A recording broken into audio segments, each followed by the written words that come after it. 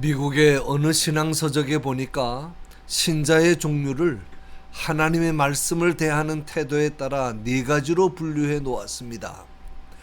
첫째는 벌드, 새 같은 신자입니다. 새는 아무것도 먹지 못하고 굶어도 9일까지는 살 수 있다고 합니다. 이와 같이 새 같은 신자는 말씀 먹는 것을 어쩌다 형편에 따라 한두 주씩 건너뛰는 것입니다. 둘째는 도그, 개 같은 신자입니다. 개는 20일 정도까지는 아무것도 먹지 않고도 견딜 수 있다고 합니다.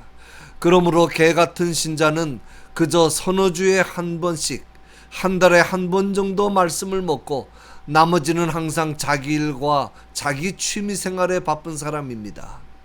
셋째는 토럴, 거북이 같은 신자입니다. 거북이는 최고 500일까지 먹지 않고도 견딜 수 있다고 합니다. 그러므로 거북이 같은 신자는 몇 달에 한 번씩 또는 그저 1년에 한두 번 정도 크리스마스나 부활절 같은 절기 때나 하나님 앞에 나오는 사람들을 가리키는 말입니다. 넷째는 피쉬, 물고기 같은 신자입니다. 물고기는 물을 떠나서는 잠시도 살 수가 없습니다. 마찬가지로 물고기 같은 신자는 하나님의 말씀이 없으면 잠시도 살아갈 수가 없습니다. 항상 하나님의 말씀 안에서 말씀을 묵상하며 말씀을 가까이 하고 먹어야만 살 수 있는, 다시 말하면 하나님의 말씀과 자신과의 관계를 분리될 수 없는 절대적 관계로 생각하며 사는 신자입니다. 사람의 육신은 음식을 먹지 않으면 살 수 없습니다. 마찬가지로 그리스도인은 하나님의 말씀을 먹지 않으면 잠시도 살 수 없습니다. 말씀은 절대적입니다. 있어도 되고 없어도 되는 상대적인 것이 아닙니다. 먹고 싶을 때는 먹고 싶지 않을 때는 안 먹어도 되는 것이 아닙니다. 기회 있을 때는 먹고 기회 없을 때는 안 먹어도 되는 것이 아닙니다. 이것이 없이는 내 영이 살 수 없고, 이것이 없이는 내 정신이 살 수 없고, 이것이 없이는 내 육체도 사회생활도 인격도 없는 것이다. 이 원리를 믿고 인정하고 그 안에서 살아가는 것, 그것이 바로 신앙생활이며, 그렇게 하나님의 말씀과 분리될 수 없는 생명적 관계를 맺고 사는 사람을 가리켜 그리스도인이라고 하는 것입니다. 믿음도 그렇습니다. 믿음은 들음에서 나며 들음은 그리스도의 말씀으로 말미암는다고 했습니다. 그리스도의 말씀을 들음으로만 믿음을 가질 수 있다는 말씀입니다. 그러므로 말씀이 없이는 믿음도 없고 중생도 없고 신앙생활도 없습니다. 그리스도인은 처음부터 끝까지 말씀으로 시작해서 말씀 붙잡고 말씀으로 사는 것입니다. 하나님께서는 아모스 선지자를 통해 이스라엘이 하나님의 심판으로 멸망당할 비참한 모습을 환상으로 보여주셨습니다. 7장에서는 육신생활에 대한 심판을 보여주셨고 8장에서는 영적인 심판을 말씀합니다.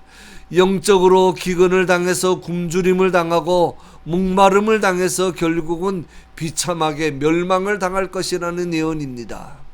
주 여호와께서 가라사대 보라, 날이 이를지라 내가 기근을 땅에 보내리니 양식이 없어 주림이 아니며 물이 없어 가람이 아니요 여호와의 말씀을 듣지 못한 기갈이라. 머지않아 기갈의 때가 곧 올 것인데 양식이 없는 주림도 아니고 물이 없는 가람도 아니고 말씀이 없는 기갈의 시대라는 것입니다. 이 심판은 육체의 심판보다 훨씬 더 크고 무섭고 비참한 심판입니다. 이 심판은 말씀을 사랑하지 않는 사람들에게는 도무지 실감이 나지 않는 저주이지만, 말씀의 가치를 알고 말씀의 생명을 알고 말씀의 위대한 능력을 아는 사람들에게 있어서는 상상조차 할 수 없는 비참하고 암담한 재앙입니다. 하나님은 아모스에게 환상으로 여름 과일 한 광주리를 보여주십니다. 얼핏 보면 이것은 풍요와 축복의 상징처럼 보이지만 사실은 끝을 의미합니다. 그래서 하나님은 여름 과일을 보여주시면서 내 백성 이스라엘의 끝이 이르렀다고 말씀하십니다. 이제 이스라엘에게 있어서 마지막 시간이 다가오고 있습니다. 여름 과일은 겉은 번지르하고 멀쩡하지만 오래 둘 수가 없습니다. 며칠만 지나도 금방 속이 골아 썩어버리듯이 이스라엘 백성들의 모습이 그랬다는 말입니다. 겉은 화려하고 멀쩡했지만 속은 더 이상 그냥 둘 수 있는 형편이 아니었습니다. 즉 하나님께서 인내하시는 횟수가 끝나가고 있었습니다. 이스라엘 백성들의 신앙생활은 썩어서 터지기 직전까지 완전히 무르익어 있었습니다. 심판의 날이 이른 것입니다. 그래서 하나님께서는 내가 다시는 용서하지 않겠다고 말씀하십니다. 그 심판의 날이 이르면 더 이상 어디에서도 잔치소리와 풍류소리와 노래소리는 더 이상 들을 수 없게 될 것이며, 시체가 너무 많아 미처 장사도 치르지 못할 정도로 죽음이 왕노릇하고 슬피 우는 곡하는 소리만이 들리게 될 것입니다. 그 당시 이스라엘 백성들의 관심은 오직 현세적이고 물질적인 탐욕을 채우는 일에 있었습니다. 돈 벌어 재산 불리고 즐기며 사치하는 일 외에는 아무런 관심이 없었습니다. 남을 속여서 돈을 벌고 가난한 이웃들을 이용해서 사리사욕을 채우는 일을 위해서 월삭과 안식일도 귀찮았습니다. 그들은 하나님 앞에 나와 예배를 드리면서도 머릿속에는 온통 돈 버는 생각들로 꽉 차 있었고, 남을 속여먹을 궁리들을 구상하면서 예배와 안식일이 어서 끝나기를 고대하고 있었습니다. 하나님 앞에 예배하며 하나님의 말씀 듣는 일을 그까짓 하루벌이보다 못하게 생각한 것입니다. 이제 그들에게 비참한 재앙이 임할 것인데, 그 재앙이 바로 말씀의 기근입니다. 이스라엘이 자신들을 택하신 하나님으로부터 받은 은혜와 축복 중에 가장 큰 것은 제사장들을 통하여 하나님의 율법을 교훈받고 선지자들을 통하여 하나님의 계시를 들을 수 있다는 것입니다.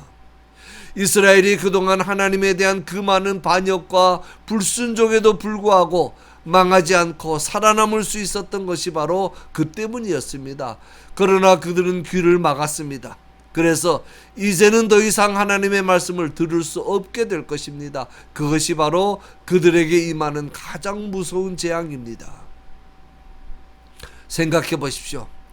하나님의 말씀으로 우리의 영혼이 건강해지고 믿음이 성장하고 결국은 하나님의 말씀 붙잡고 하나님 앞으로 가는 것입니다. 우리가 하나님의 말씀을 지키는 것이 아니고 하나님의 말씀이 우리를 지키는 것입니다. 그러므로 우리의 삶에서 가장 중요한 것은 하나님의 말씀이 귀에 들리는 것입니다. 우리 귀에 하나님의 말씀이 들린다는 것은 아직도 하나님께서 나와 함께하고 계시며, 우리가 좀 잘못하고 실수해도 회개하고 하나님께로 돌아갈 수 있는 기회가 있다는 뜻입니다. 그러나 이스라엘은 그런 귀한 기회들을 다 저버렸기 때문에 정작 하나님의 말씀이 필요한 마지막 때가 되면 하나님의 말씀을 듣기 위해 이 바다에서 저 바다까지 돌아다니며 북쪽에서 동쪽까지 찾아다니지만 듣지 못할 것입니다. 왜 그렇습니까? 이스라엘에 선지자가 없기 때문이 아닙니다. 많은 선지자가 있었습니다. 그러나 그들에게는 진정한 하나님의 말씀, 살아있는 말씀, 사람의 영혼을 소생시키는 말씀이 없었습니다. 그리고는 세상의 풍요와 무병장수를 약속하는 아첨하는 말, 교회 열심히 나와서 돈 많이 내고 봉사 열심히 하면 하나님께서 웬만한 죄는 용서해 주신다는 말, 그리고 시정잡배들이나 하는 천박한 농담과 우스갯소리뿐이었습니다. 잊지 마십시오. 진짜 하나님의 말씀은 절대로 내 비위를 맞춰주는 입에 발린 소리나 사람에게 아첨하는 소리가 아닙니다. 그런 소리 하는 사람을 조심해야 됩니다. 이스라엘은 회개를 촉구하는 참 선지자의 경고는 무시하고 거짓 선지자들이 전하는 위로와 평강과 듣기에 달콤한 소리들을 더 좋아했기 때문에 이제는 참된 하나님의 말씀을 들을 수 있는 특권을 빼앗기게 된 것입니다.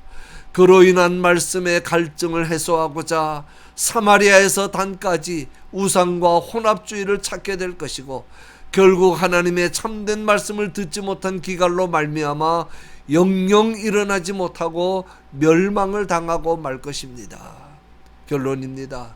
오늘 이 시대 역시 말씀의 기근을 겪고 있습니다. 물론 양적으로는 많아졌습니다. 오늘날을 가리켜 설교의 홍수 시대라고 말합니다. 설교 테이프나 CD도 많고 라디오나 TV를 틀기만 하면 설교가 나옵니다. 그러나 원래 홍수가 나면 먹을 물은 더 귀해지는 법입니다. 성경에서 벗어난 불건전하고 인본주의적인 방법으로 사람의 심령에 만족을 주려는 잘못된 설교와 신앙운동이 너무 많습니다. 말씀을 조심해서 들으시기 바랍니다. 누구의 말이라도 무조건 믿으면 안 됩니다. 베레아 사람들처럼 간절한 마음으로 말씀을 받고 이것이 그러한가 하여 날마다 성경을 상고하시기 바랍니다. 상고한다는 말은 탐구한다, 조사한다, 판단한다, 분별한다는 뜻입니다.